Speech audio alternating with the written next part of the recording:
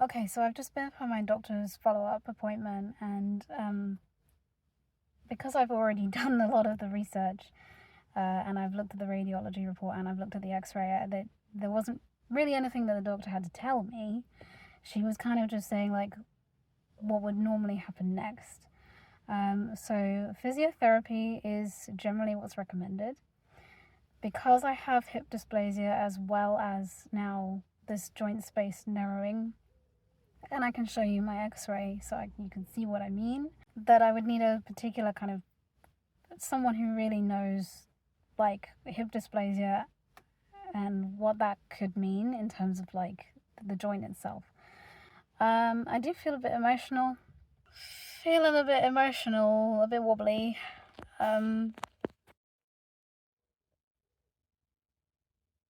Yeah. God, this sucks.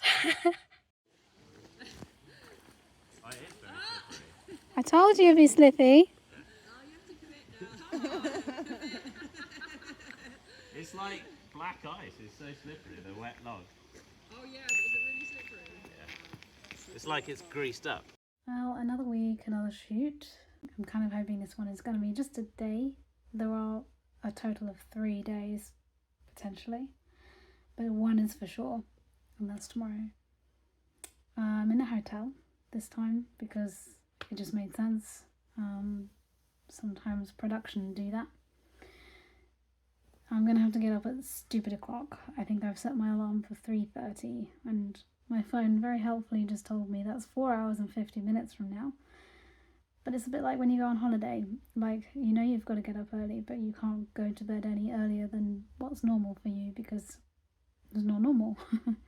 I think what I'm just feeling at the moment is that I'd really like to be at home just focusing on different things. I'm happy to do this, but I'm ready for it to be done already. Hopefully just get into a bit more of a stable routine with like my part-time job and school and fitness and stuff. I've done 2 things yesterday evening which will contribute to my physical health. So I referred myself for physiotherapy, and I also rebooked my osteopath appointment. So there's 2 good things done. I'm researching all the time at the moment and just trying to like listen to what my body is saying. Basically hurts all the time,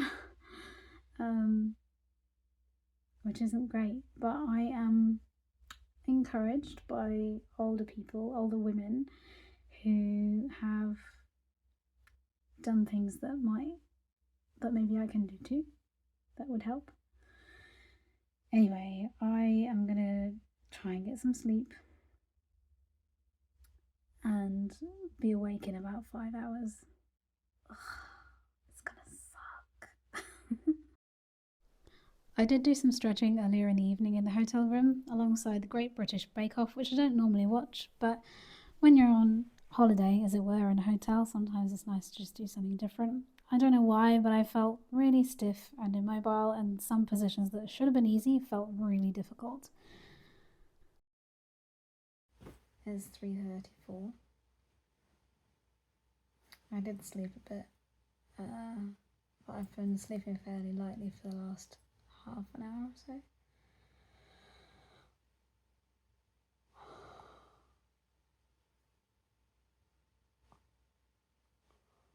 Oh. Well, that'll have to do.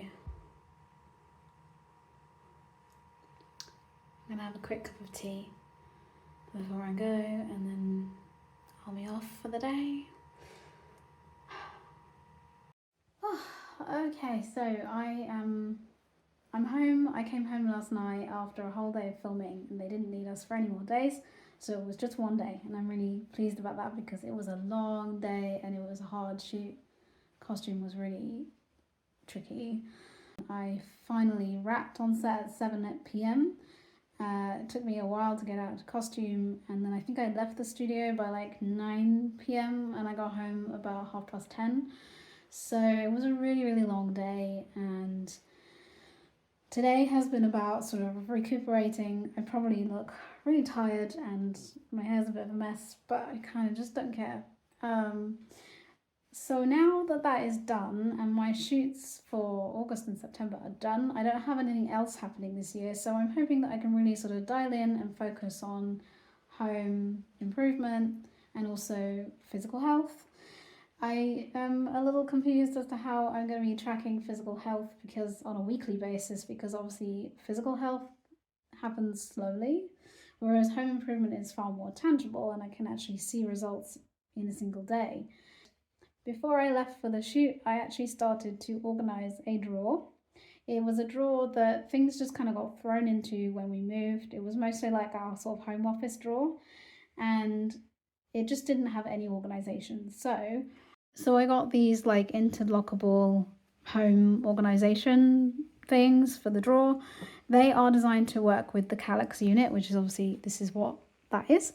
And everything is looking far more organised. And then sometimes a really simple, cheap thing that makes a big difference can just like revolutionize a problem that you've been having. This thing, because we use rechargeable batteries in our home, one of the things, it was like always a problem. And I don't know why we didn't do this sooner, but I bought this. It was like £5 from Amazon, and it lets you test whether the battery is charged or not. Really, really simple, so cheap, and yet, you know, like such an annoying little problem solved. So now we can test our batteries and figure out if they're actually any good, because I don't know, it was just annoying. Sometimes if you're feeling overwhelmed or you haven't got a lot of time but you want to improve something, you just have to start with something really small, like a drawer or a shelf or a corner or something, because sometimes looking at the whole thing, all the mess and all the areas that you want to improve, it gets really overwhelming. So start small, break it down into something that you can manage that makes you feel like you've done something, because something is better than nothing. That's my mantra that I keep repeating to myself, is like, something is better than nothing. So what something can I do? And that was it. In amongst all my work and my fatigue, I chose that drawer.